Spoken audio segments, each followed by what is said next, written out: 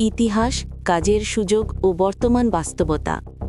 Europe ও এশিয়ার মাঝামাঝি ছোট কিন্তু ঐতিহাসিক একটি দেশ আর্মেনিয়া।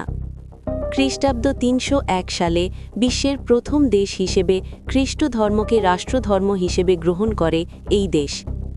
রাজধানী ইয়েরেভান বিশ্বের অন্যতম প্রাচীন শহর। বর্তমানে আর্মেনিয়ায় তথ্য প্রযুক্তি, নির্মাণ ও পর্যটন খাতে ধীরে ধীরে উন্নতি হচ্ছে। এজন্য বিদেশি কর্মীদের জন্যও কিছু কাজের সুযোগ তৈরি হয়েছে।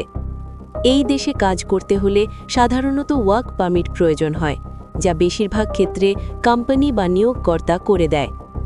বেতনের কথা বললে সাধারণ কাজের ক্ষেত্রে মাসে প্রায় ১৫০,০০০ থেকে ৪০০,০০০ আর্মেনিয়ান ড্রাম পর্যন্ত আয় করা সম্ভব, যা কাজের ধরন ও দক্ষতার ওপর নির্ভর করে।